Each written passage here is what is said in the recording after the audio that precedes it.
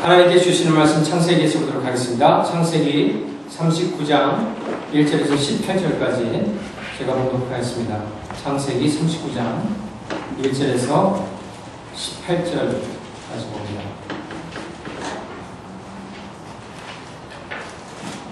하나님의 말씀이 다음과 같습니다. 요셉이 이끌려 애굽에 내려가매 바로의 신하 친위 대장 애굽 사람 보디발이 그를 그리로 데려간 이스마엘 사람의 손에서 요셉을 산자. 여호와께서 요셉과 함께 하심으로 그가 형통한 자가 되어 그의 주인 애굽 사람의 집에 있으니 그의 주인이 여호와께서 그와 함께 하심을 보며 또 여호와께서 그의 범사에 형통하게 하심을 보았더라. 요셉이 그의 주인에게 은혜를 입어 섬김에 그가 요셉을 가정총무로 섬기고 자기의 소유를 다 그의 손에 위탁하니 그가 요셉에게 자기의 집과 그의 모든 소유물을 주관하게 한 때부터 여호와께서 요셉을 위하여 그 애굽 사람의 집에 복을 내리심으로 여호와의 복이 그의 집과 밭에 있는 모든 소유에 미친지라. 주인이 그의 소유를 다 요셉의 손에 위탁하고 자기가 먹는 음식 외에는 간섭하지 아니하였더라. 요셉은 용모가 빼어나고 아름다웠더라. 그 후에 그의 주인의 아내가 요셉에게 눈짓하다가 동침하기를 청하니 요셉이 거절하며 자기 주인의 아내에게 이르되 내 주인이 집안의 모든 소유를 간섭하지 아니하고 다 내 손에 위탁하였으니 이 집에는 나보다 큰 이가 없으며 주인이 아무것도 내게 금하지 아니하였어도 금한 것은 당신뿐이니 당신은 그의 아내이라. 그런즉 내가 어찌 이 큰 악을 행하여 하나님께 죄를 지으리이까. 여인이 날마다 요셉에게 청하였으나 요셉이 듣지 아니하여 동침하지 아니할 뿐더러 함께 있지도 아니하니라.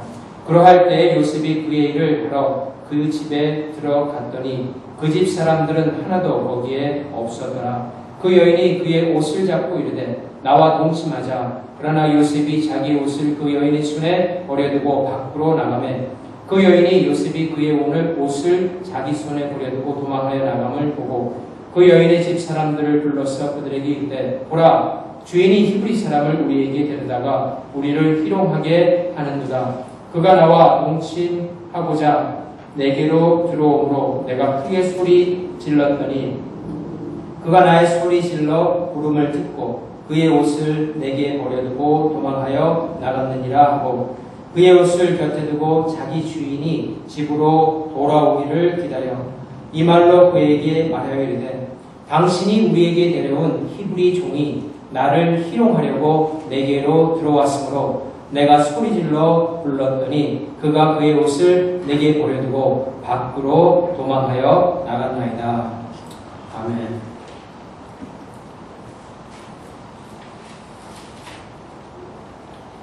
요셉의 기사를 읽다가 보면은 이 같은 사람을 참 닮고 싶다라는 그런 생각이 사실 듭니다. 성경에 보면은 믿음의 용장들이 상당히 많이 나옵니다. 아주 기라성 같은 인물들이 있는데 그 중에서도 많은 그의 생애를 기록한 그 기록 가운데서도 죄가 기록되지 않은 인물이 있다라면은 두 사람을 들 수가 있는데요. 첫 번째는 요셉이고 두 번째는 다니엘입니다. 물론 다니엘서 9장을 보게 되면은 다니엘이 하나님 앞에서 회개하며 기도하며 자신의 죄를 용서해 달라고 하는 그런 부분이 있기는 하지만 그래서 다니엘이 전혀 죄를 짓지 않은 사람인 것은 아니지만은 그의 온 생애를 걸쳐서 죄가 기록되지 않았다라는 것은 그만큼 믿음의 용장이었다는 것을 간접적으로 우리에게 시사해주고 있는 것입니다. 그런데 이 두 사람 요셉과 다니엘에게는 아주 같은 공통점이 하나 있습니다. 그것은 무엇이냐면 그들이 그 당시에 가장 부강한 나라에서 살았다라는 것입니다. 요셉은 애굽에서 살게 되고 다니엘은 바벨론에서 살게 됩니다. 더 나아가서는 그들이 똑같이 그 당시에 가장 최고의 사람들만 모이는 왕궁으로 들어가서 살게 되었다는 것입니다. 요셉은 바로의 궁에, 다니엘은 바벨론의 궁에 들어가게 됩니다. 하지만 그런 여러 가지의 많은 것들 가운데서도 그들은 그들의 믿음을 지켰고 믿음으로 승리를 했다는 사실은 우리에게 큰 귀감을 주고 있다는 것입니다.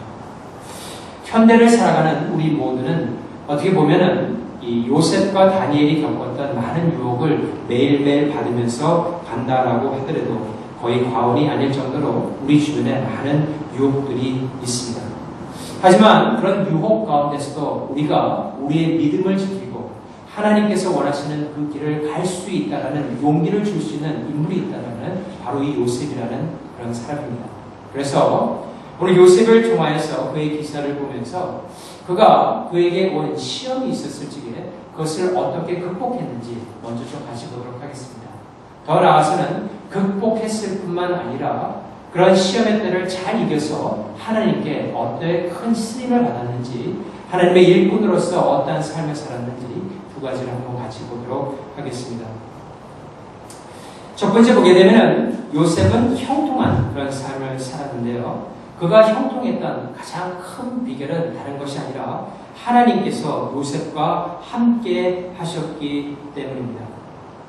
요셉은 종이 되어서 보디발이라고 하는 애국 왕의 경호를 맡고 있는 친위 대장의 집에 팔려 들어가게 됩니다. 그가 17살이었는데요. 17년 동안 그는 이 총애를 받는 자기를 참 사랑하는 그 아버지 밑에서 부유한 가정에서 자란 그런 소년이라고 볼 수 있습니다. 청소년의 때를 지나고 이제 장정이 들어가는 그런 무렵에 그가 애국으로 팔려가게 되고 이 보디발의 집에 종으로 되었다라고 하는 것은 사실 그로서는 감당하기 힘든 그런 상황이었을 것입니다. 요셉은 애국말도 하지 못했을 것이고 인격적인 대우를 받을 수 있는 그런 상황이 아니라 종의 그런 삶이었습니다. 그 당시에 종이라는 그런 삶은 노예와 같은, 어떻게 보면은 짐승과도 같은 대접을 받으면서 살아야 되는 것이 종의 삶이었습니다. 그랬기 때문에 요셉은 자신의 신분을 보호할 수 없었을 뿐만 아니라 그의 생명도 주인에게 달려있는 아주 절박한 상황으로 떨어졌다라고 볼 수 있는 것이죠. 또한 그는 정신적으로도 상당한 큰 고통 가운데 있을 수 있었을 것입니다. 왜냐하면 그래도 이복 형제들이긴 하지만은 배다른 어머니에서 나타나지만은 평생 동안 같이 살아온 형제에 의해서 배신을 당하고 가장 큰 형 루벤 외에는 나머지 모든 형들이 자기를 죽이려고 했었고 심지어는 팔아서 자신의 생애를 완전히 망가뜨리려고 한 그런 사람들을 생각할 적에 그 심장 가운데서 이 억울함이 북받치기 시작하면은 정신적으로 참기 힘든 상황이 되었을 수 있었을 것이라는 것입니다. 다시 말해서 그는 육신적으로나 정신적으로나 상당히 절박한 상황 가운데 갑자기 놓여지게 된 상태가 되었습니다. 하지만 요셉은 그런 열악한 상황 가운데서도 애굽에 들어가면서 사실 형통의 첫 발걸음을 내디뎠다고 성경은 가리키고 있습니다. 그것은 다름 아닌 여호와 하나님께서 그와 함께 계셨기 때문입니다. 창세기 39장 2절 말씀을 보게 되면 이렇게 되어 있습니다. 여호와께서 요셉과 함께 하심으로 그가 형통한 자가 되어라고 되어 있습니다. 여러분, 하나님께서 우리와 함께 하시면 그것이 바로 우리가 형통한 자가 되었다는 것을 증거하는 것입니다. 형통한 삶을 살고 있다는 것이죠. 예수님께서는 이러한 형통한 삶을 사실 우리에게 약속해 주셨습니다. 예수님께서 마지막으로 감람산에 올라서 제자들을 뒤로하고 이제 천국으로 입성하시는 승천하시기 전에 우리에게 전 세계를 흩어져서 복음을 전하라고 명령하시고 한 가지 약속을 주셨는데 내가 세상 끝날까지 너희와 항상 함께 있겠노라고 약속해 주셨습니다. 이것은 무엇을 가리키냐면 개인적으로는 우리의 생명이 이 땅에서 다하는 날까지 예수께서 우리와 함께 계신다는 약속입니다. 전체적으로는 예수께서 다시 오는 그날까지 우리와 함께 있겠노라고 우리에게 약속을 해 주신 것입니다. 예수님께 함께 사는 그 나날들이 우리에게는 형통한 삶인 것입니다. 여러분들이 이것을 꼭 믿으시기를 바랍니다. 예수님께서 우리와 함께 하시면 우리는 이미 형통한 자가 된 것입니다. 요셉은 그와 같은 생각을 가지고 그의 어려운 삶을 극복해 나갈 수 있었다는 것입니다. 하나님께서 나와 함께 하신다. 하나님께서 나에게 주신 꿈을 반드시 이루신다라고 하는 그 믿음을 가지고 그는 매일매일의 어려움을 이겨나갈 수 있었다는 것입니다. 하나님께서는 그렇게 형통한 삶을 살고 있는 요셉을 통하여서 그가 가는 곳마다 복을 내려주십니다. 이 본문 3절 말씀을 보면은 이 보디발이 그것을 깨닫게 됩니다. 3절에 이렇게 되어 있죠. 그의 주인이 여호와께서 그의 함께 하심을 보며 또 여호와께서 그의 범사에 형통하게 하심을 보았더라라고 되어 있습니다. 이 요셉을 향하여서 이 보디발이 봤는데 두 가지를 봤어요. 첫 번째는 여호와 하나님께서 그와 함께 하심이고, 두 번째는 여호와께서 그에게 복을 주시는 것을 보았다라고 성경은 가리키고 있습니다. 형통하게 하였다라는 것이죠. 그 당시에는 다신적인 사회였습니다. 요즘 세태도 더욱더 이렇게 다신적인 형태가 자꾸 들어오고 있습니다. 과학이 발전하는데 미신적인 요소가 사람들 가운데 더 발전하고 있는 것을 우리가 느낄 수 있습니다. 그 당시에도 지금과 같이 상당히 다신적인 사회였다는 것입니다. 그래서 그 사람들이 믿기에는 각 나라마다 수호신들이 있고 그 수호신을 잘 섬길 적에 각 나라가 부강한다라고 그들은 믿었습니다. 그래서 히브리에서 온 요셉을 보니까 분명 그 히브리 지역도 그 당시 애국 사람들이 상당히 멸시하는 민족이긴 했지만은 나름대로 신이 있을 것이라고 생각했고, 그 히브리 신이 요셉과 함께하는 것 같고 그를 형통하게 하는 것 같으니까 그런 관지에서 여호와 하나님께서 그와 함께한다는 사실을 이 보디발이 자신이 자신의 신과 함께하고 있음을 견주어서 바라봤다고 볼 수가 있는 것입니다. 여호와께서 무엇인가 요셉에게 특별한 형통함을 주셨구나라고 생각을 하게 된 것입니다. 이 4절 이하를 보게 되면 보디발이 그와 같은 생각을 하게 된 그런 여러 가지 요소들이 나오는데 4절 말씀에 이렇게 되어 있죠. 요셉이 그의 주인에게 은혜를 입어 섬김에 그가 요셉을 가정 총으로 삼고 자기의 소유를 다 그의 손에 위탁하니라고 되어 있습니다.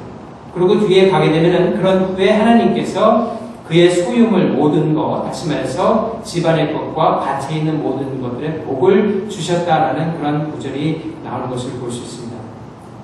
어떻게 하나님께서, 여호와 하나님께서 요셉과 함께한 것을 보디발이 알 수 있었을까요?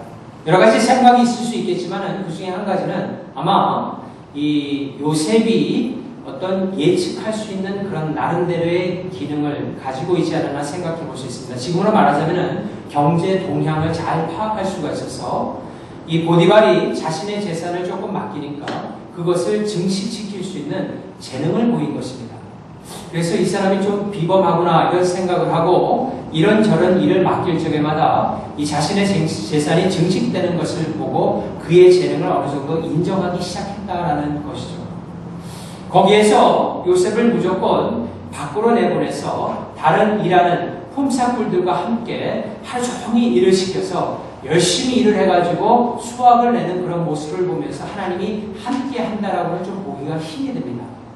그가 남다른 재능을 가지고 어떤 자문도 하면서 보디발의 재산을 증식시키는 것을 봤을 적에 그에게 남다른 특이한 재능이 있다는 것을 보디발이 깨닫게 되고 그를 가정 총무의 자리까지 올리게 되었다는 것입니다.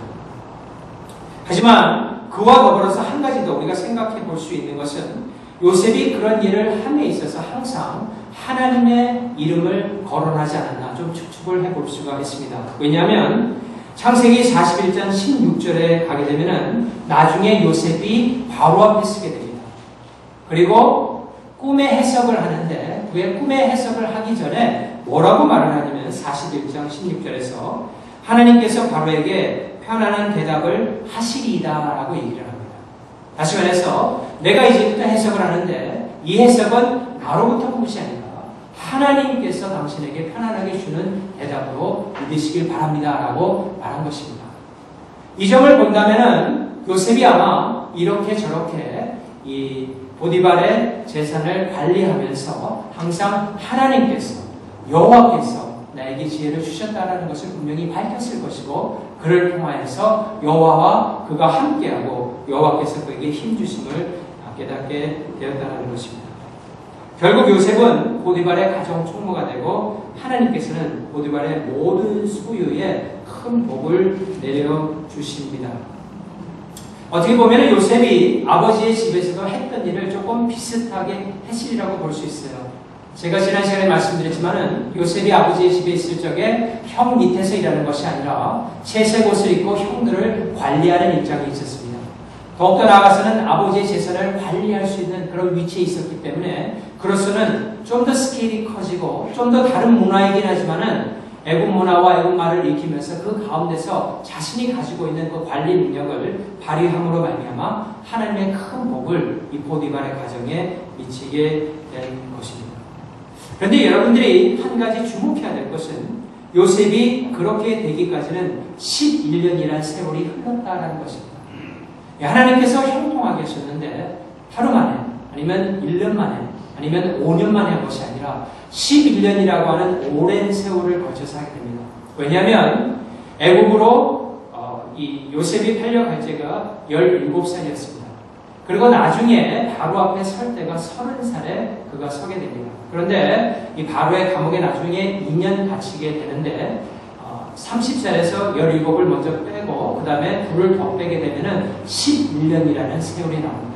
다시 말해서 11년 동안 이 요셉은 하나님께 형통하는 것을 믿었을 뿐만 아니라 거기에 준하여서 나름대로 성실하게 애굽말도 배우고 나름대로 성실하게 애굽의 문화도 익히고 또 아침에 일찍 일어나서 관리하며 저녁 늦게까지 자신의 최선을 하면서 11년의 세월을 지냈기 때문에 결국 나중에 가서 이 보디발의 최고의 신임을 받는 그런 자리에 이르렀다는 것입니다. 여러분, 하나님께서 형통하게 한다고 해서 우리가 우리의 노력을 하지 않냐고 가만히 있어도 하나님께서 모든 것을 해주시는 것은 아닙니다. 사실 하나님께서 일하는 방법은 우리를 깎으시고 우리를 단련시키고 우리를 다른 사람으로 점점 변화시키므로 말미암아 우리의 인격도 변화시키고 동시에 그런 삶을 통해서 하나님의 일을 이루어가시는 것이 바로 하나님께서 역사하시는 방법이라는 것입니다. 아마 요셉은 11년이라는 세월 동안에 상당히 힘든 적도 많이 있었을 것입니다. 무엇보다 나중에 형제들을 만나서 그의 감정이 북받쳤던 것을 보면은 가만히 타향살이를 하다가 아버지의 생각이 나고 자신의 친동생 베냐민의 생각을 하면은 감정이 너무나 북받쳐 올라서 그 감정을 억제하기도 상당히 힘들었으리라고 생각을 합니다. 또한 이런 생활이 언제 끝날지 몰란다는 그런 서러움 가운데 그의 감정이 이렇게 주체하기 힘들었을 때가 분명히 있었을 것입니다. 하지만 그런 가운데서도 하나님을 믿고 그런 감정을 자제함으로 11년이라는 생활을 충실하게 보냈기 때문에 결국 하나님께서 그를 가정 총무의 자리에 올린 것을 볼 수 있습니다. 우리의 믿음은 하나님과 꾸준한 교제를 통해서 자라나게 됩니다. 강건하게 됩니다. 그리고 우리의 믿음에 자라는 것이 때에 따라서는 잘 보이지 않을 수도 있습니다. 하지만 여러분 믿으시기를 바랍니다. 여러분들이 하나님과 충실하게 교제를 계속 나누다 보면은 그 교제를 통해서 여러분의 믿음이 성숙하게 됩니다. 자라게 됩니다. 강건하게 됩니다. 하나님께서 여러분을 다른 사람으로 그리스도를 닮는 사람으로 변화시켜 주신다라는 것입니다. 그리고 그러는 가운데 우리가 시행착오가 있기는 하지만은 주님을 위해서 우리가 바른 동기를 가지고 했던 모든 일들은 결코 헛되지 않다는 것입니다. 여러분, 예수님께서는 나를 위해서 소자에게 물 한 그릇 떠주는 것까지 내가 기억하겠다고 분명히 말씀하셨습니다. 뭘 가리킵니까? 하나님을 위해서 우리가 열심을 냈던 그 모든 시간들은 결코 헛되지 않다는 것입니다. 하나님께서 분명히 보상해 주신다라는 것입니다. 요셉은 자신이 할 수 있는 최선의 노력으로 하나님 일을 하듯이 가정 총무로서 또 보디발의 그런 종으로서 열심히 일을 해냈고 하나님께서는 그런 과정을 통해서 그의 믿음과 인격을 연단시키고 재능을 더욱더 연단시키게 된 것입니다. 그래서 이 과정을 통해서 하나님은 결국 나중에 요셉이 애굽의 국무총리가 됐을 적에 이제는 한 가정이 아니라 전 나라의 중요한 대소사 일들을 관리할 수 있는 총리직을 주셨다는 것입니다. 그 모든 단계가 결국 무엇입니까? 하나님께서 결국 애굽의 왕궁으로 요셉이 들어갈 수 있도록 하고 국무총리의 자리에 이르렀을 적에 그 모든 일들을 관할할 수 있는 그 능력을 줬어요. 그래서 나중에 보게 되면은 바로의 꿈을 해석하자마자 단번에 그가 국무총리의 자리에 오릅니다. 가정총무의 자리에까지 이를 때는 11년이 걸렸지만은 그 시간이 다 걸리고 난 다음에 하나님께서 바로 앞에 섰을 적에는 바로 단 하루 만에 어떻게 합니까? 국무총리의 자리에 올리게 된 것입니다. 왜냐하면 그만한 능력을 그가 이미 갖추었기 때문에 그렇습니다. 그런데 그렇게 어떻게 보면은 승승장구해 나가는 요셉의 삶 가운데 큰 시련이, 어려움이 닥쳐오게 됩니다. 그것은 다름 아닌 보디발의 아내로 인한 것이었습니다. 여러분, 야고보서를 보게 되면 우리 인생에 있어서 겪게 되는 두 가지의 큰 시험이 있다라고 설명을 하고 있습니다. 두 가지의 큰 시험이 항상 모든 사람들에게 다가오는데, 첫 번째는 우리의 인생이 참으로 어려워질 적에 오는 시험이라고 가르치고 있습니다. 이것을 시련이라고 하죠. 경제적으로 힘들어지거나 건강적인 문제가 생기거나 사람들과의 관계에서 문제가 생기거나 아니면 영적으로 어려운 힘든 관계에 들어가는 그런 생활이 되었을 적에 야고보 기자는 그것을 우리 가운데 인생 중에 큰 시험이 왔다라고 가르칩니다. 하지만 그와 반면에 한 가지 또 큰 시험이 우리에게 있다라고 합니다. 그것은 더 큰 시험입니다. 근데 그것은 어떤 더 큰 시험이냐면 자신의 인생의 최고점을 찍고 그 찍은 점을 계속해서 연이어 나가는 듯한, 다시 말해서 인생에 있어서 거침없이 모든 일들이 된 듯 느껴질 때, 그때가 어떻게 보면 더 큰 시험이 올 때라고 성경은 가르치고 있습니다. 그래서 그때 더욱더 자세를 낮추고 하나님께 나아가는 연습하는 것이 중요하다라는 것이죠. 지금 어떻게 보면 요셉의 삶은 자신의 최고의 점을 찍었다라고 볼 수가 있습니다.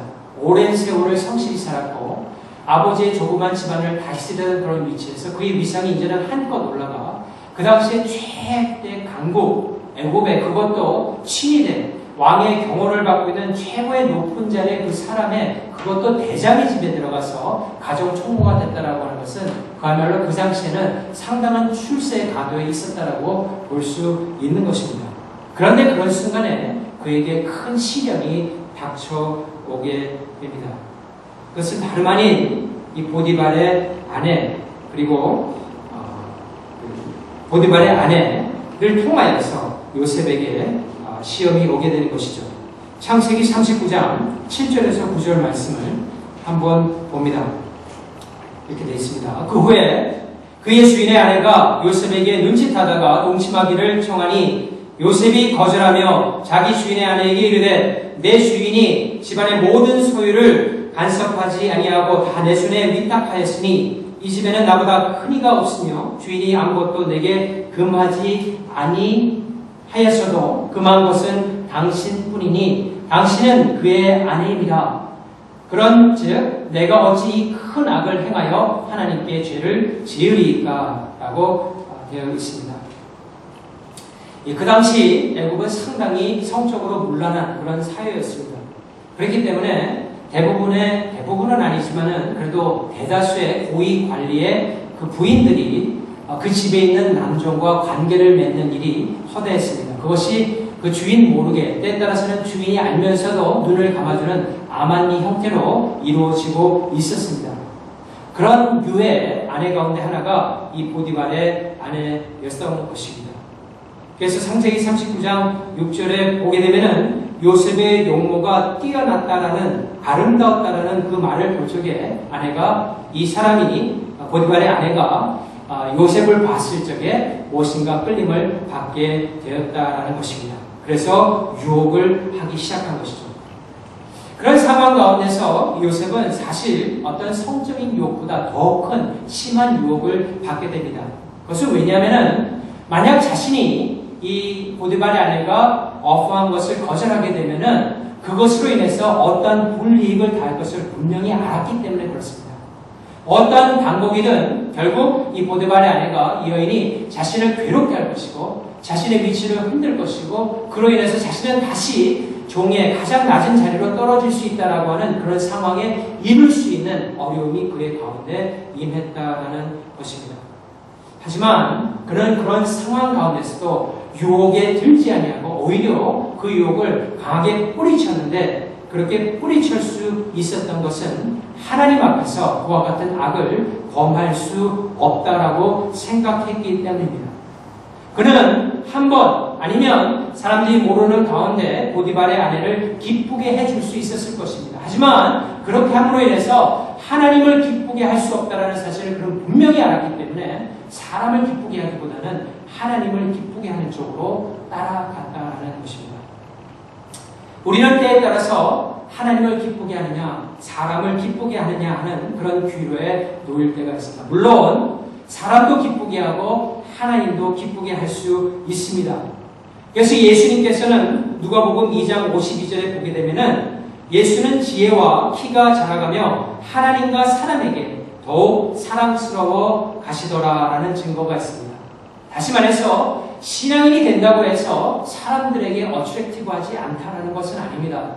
예수님께서는 키가 자라고 성숙함에 따라서 하나님뿐만 아니라 사람들에게 이렇게 사랑을 많이 받은 것으로 나와 있습니다. 그러므로 하나님을 기쁘게 하면서 사람을 기쁘게 할 수도 있습니다. 하지만 여러분의 삶 가운데 그런 귀로, 다시 말한다면 하나님의 말씀이 갈등이 되는, 하나님을 기쁘게 하며 사람을 기쁘게 하지 못하는, 아니면 자신을 기쁘게 하지 못하는 그런 상황이 들었을 적에 우리가 할 수 있는 선택은 무엇입니까? 그것은 하나님을 기쁘게 하는 선택을 반드시 해야 된다는 것입니다. 여러분, 그때 여러분의 믿음이 사실은 성장합니다. 다른 때 성장하는 것이 아니라 결단을 하고, 물론 어떤 자신의 고집스러운 마음으로다가 그렇게 하는 것이 아니라 정말 하나님께서 주시는 말씀을 면밀히 보고 성령 하나님께 기도를 한 다음에 이것이 하나님의 뜻이 분명하다라고 생각이 들면은, 그때 결단이 왔을 적에 그 뜻을 따라서 여러분들이 걷기 시작하면 거기에서 바로 하나님께서 주시는 놀라운 믿음의 그런 은혜가 있다는 것입니다. 그런 것이 쌓이면은 내공이 강해지는, 이 심령이 강해지는 그리스도인으로 변하게 된다는 것입니다. 여러분의 삶 가운데서 하나님의 말씀과 갈등이 맺는 상황 가운데서 어떤 순간이든 어떤 손해를 보든 간에 하나님의 말씀에 순종하는 여러분 다 되시기를 바랍니다. 그랬을 적에 여러분의 믿음이 강건해지고, 그랬을 적에 이 크리스천 라이프를 사는 참된 맛을 느낄 수가 있습니다. 야, 이렇게 사는 것이 참 기쁜 하나님의 섬기는 삶인 거구나 라고 깨닫게 된다는 것이죠. 요셉은 첫 번째 그 시험을 잘 넘겼습니다. 하지만 보디발의 아내는 그의 여인의 유혹을 계속해서 요셉에게 하기 시작합니다. 볼 때마다 유혹을 하기 시작합니다. 동침을 권합니다. 여러분, 우리가 그 욥이 어려움을 겪을 적에 그 상황을 보게 되면 하나님께서 일정한 시간 동안에, 그리고 일정한 방법을 제안하면서 욥이 어떤 시험을 받을 수 있도록 허락을 하십니다. 이것은 무엇이냐면, 사단이 여러분들을 유혹할 적에, 이 세상이 여러분들을 유혹할 적에, 여러분의 육신적인 이 정욕이 여러분들을 유혹할 적에, 그 유혹이 때에 따라서는 단 한 번이 아니라 계속적으로 일어날 수 있다는 것입니다. 그런데 분명히 아는 것은 하나님께서는 우리가 감당하지 못할 시험을 주시지 않았기 때문에 그 말씀을 우리가 부여잡고 그 모든 유혹을 끝까지 이기고자 하면은 하나님께서 이길 수 있는 능력을 반드시 주신다는 것입니다. 이것이 바로 세상에서 우리가 유혹을 이겨나갈 수 있는 근본적인 비결이 되는 것입니다. 요셉은 끝까지 이 모든 악을, 유혹을 물리치고 이겨나갈 수 있게 됩니다. 결국 보디발의 아내는 마지막 한 가지 방법을 쓰게 됩니다. 그것은 무엇이냐면 덫을 만들어 놓는 것입니다. 덫에 요셉이 걸리기만 하면은 자신이 원하는 것을 할 수 있으리라고 생각하고 보디발의 아내는 덫을, 다시 말해서 그 가정에 아무도 없게 만들고 요셉이 들어왔을 적에 남들이 보이지 않는 가운데서 그런 악한 일을 하고자 생각을 했던 것입니다. 그 사실을 모르고 그 집에 자신의 일을 하러 들어갔던 요셉이 아무도 없는 것을 깨닫고 거기에서 이 여인이 나타나고 옷을 붙잡고 또 유혹을 하자 그 자리에서 자신의 옷을 걷어 붙이고 그 자리를 나와서 박차나가서 다른 곳으로 가게 됩니다.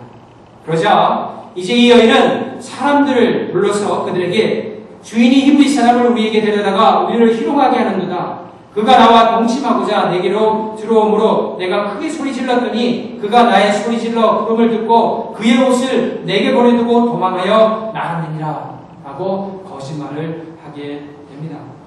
그러자 자신의 남편인 보디발이 집에 왔을 때 똑같은 거짓말로 그에게 고하게 되고 결국 그 주인은 심히 노하여 요셉을 향하여 물과 같은 노를 낸 다음에 왕의 죄수들을 가두는 옥에 가두게 됩니다.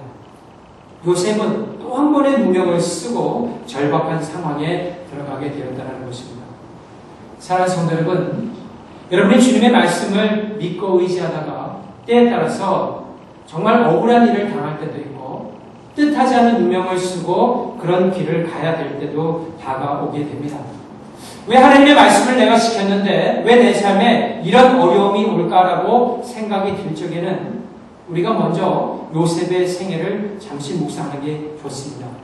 그리고 그 전에 자신에게 어려움이 왔을 적에 자신의 삶을 한번 돌아보아서 혹시라도 내가 주님 앞에서 죄를 범한 것이 없는가 생각하고 그런 것이 아니어서 온 여러 가지 일들이라면 하나님께 무릎 꿇고 기도하면서 그 어려움을 극복해 나갈 수 있도록 힘을 구하는 것이 중요하고 그런 어려운 상황 가운데서 더욱더 하나님을 신뢰하는 삶이 중요하다라는 것입니다. 하나님께서 분명 뜻이 계셔서 이러한 상황을 만드셨다는 것을 분명히 믿으시기를 바랍니다. 그리고 하나님께서 궁극적으로는 이 모든 상황을 통해서 가장 최상의 길로 인도해 주신다는 믿음을 가지고 우리가 그것을 뚫고 나가시게 그 가운데 여러분의 믿음이 더 성숙하게 된다는 것입니다. 하나님의 섭리로 요셉이 보디발에게 심한 노를 당하기는 했지만 죽임을 당하지는 않습니다. 여러분, 그 당시에 주인의 아내를 범하려다가 잡으면은 그것은 그 자리에서 죽게 되어 있습니다. 그래서 너무나 당연한 일입니다. 하지만 요셉이 그 자리에서 죽게 되지도 않았고, 또한 요셉이 갇힌 감옥은 어떤 그런 경범죄나 그런 일들을 범한 사람을 넣는 감옥이 아니라 이 왕의 문제들, 다시 말해서 정치범들, 그 당시에 정치적인 문제를 일으켜서 잡힌 사람들을 가두는 감옥에 요셉을 집어넣게 되었다는 것입니다. 이것은 무엇을 가리킵니까? 하나님께서 그 가운데 섭리를 통하여 이제 요셉을 바로의 왕국으로 넣기 위해서 우리가 보기에는 참으로 어려운 상황이지만 하나님이 보기에는 가장 안전하고 정확한 길로, 가장 지름 길로, 바로에게 맞바람할 수 있는 길로 하나님께서 넣었던 것입니다. 결국 요셉은 그 감옥에서 훗날 나오게 되고 하나님께서 놀라운 역사를 그를 통해서 쓰게 된 것을 볼 수 있습니다. 여러분, 이것은 무엇을 가리킵니까? 하나님께서는 우리의 상황이 어떻든 간에 그 상황을 다 이용하셔서 하나님의 형통한 길을 걸을 수 있도록 하는 분이 정말 우리가 믿는 하나님이십니다. 이 하나님을 우리가 봐야 됩니다. 우리가 믿어야 됩니다. 우리가 굳건히 붙들고 의지해야 됩니다. 그럴 적에 우리의 삶 가운데 믿음의 길을 걷는 놀라운 역사를 체험하게 된다는 것입니다. 성령 하나님께서는 우리가 요셉과 같은 삶을 살 수 있도록 능력을 더해 주시는 분이십니다. 그리고 성령님께서는 하나님의 말씀을 통하여서 우리에게 역사해 주십니다. 여러분, 우리 마음 가운데 하나님의 말씀을 새겨주시는 분이 성령 하나님이십니다. 그것을 믿게 하시는 분이 성령 하나님이십니다. 그리고 우리에게 신앙의 양식을 주시는 분도 성령 하나님이십니다. 그래서 성령 하나님께서 주신 그 말씀으로 우리가 무장이 되어서 이 세상 가운데 나갈 적에 어떤 유혹 가운데서도 하나님의 말씀을 우선적으로 하는 근본적인 크리스찬의 삶을 살아가며 모든 유혹을 이길 뿐만 아니라 하나님께서 감당케 하시는 모든 일들을 그분의 능력으로 해나갈 수 있게 한다는 것입니다. 그래서 저는 여러분들이 이 성령 하나님을 정말 사모하기를 바랍니다. 여러분 삶 가운데 지금 가장 사모하는 것이 있습니까? 하나님, 저에게는 이것이 필요하다라고 하는 것이 있습니까? 그 모든 필요한 것 중에 가장 우선순위를 성령 하나님, 나의 심령을 당신의 영으로 충만케 하여 주시옵소서라고 하는 간절한 기도로 바꾸시길 바랍니다. 여러분, 날이 가물어지고 땅이 쩍쩍 갈라지게 되면은 1년 동안 농사를 짓는 농부들의 마음은 그 밭이 갈라지는 것과 같이 그 마음이 갈라질 것입니다. 물을 아무리 대더라도 그 농토가 이 물로서 흥건해지지 않고 계속 말라가는 그런 걸 볼 적에 아마 농부의 심정은 아마 심장부터 다 말라가지 않을까 그렇게 생각을 합니다. 그 농부가 기다리는 것 하나 있다면 그것은 비가 오는 것을 원하는 것입니다. 그것도 그냥 비가 아닙니다. 장대비가 쏟아져야 됩니다. 장마가 쏟아져야 됩니다. 그래야 갈라졌던 그 모든 농토가 물로 흥건하게 되고 그리고 가을에 수확을 맞을 수 있는 그 계절을 기다릴 수 있는 이런 형태로 바꿔질 수 있다는 것입니다. 마치 우리가 이 세상을 살아가면서 매일매일 아침마다 저녁마다 정말 농부의 심정을 가지고 하나님께 나가서 간절히 간구해야 될 것은 성령 하나님이시여 나의 심령을 당신의 영으로 가득 채워주시옵소서.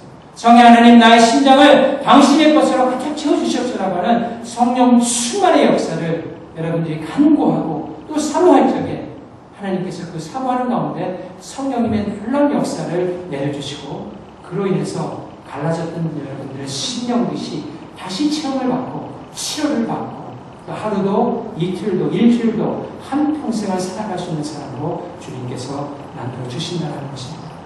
바라기는 오늘 말씀을 통해서 정말 성령 하나님의 온전하신 은혜, 그 충만하신 은혜를 여러분들이 온전히 사모하면서 이번 주일간에 어떻게 성령님께서 나를 충만케 하실까 그런 기대감을 가지고 새롭게 이 한 주간을 출발하는 여러분 다 되시길 주님의 이름으로 축원합니다.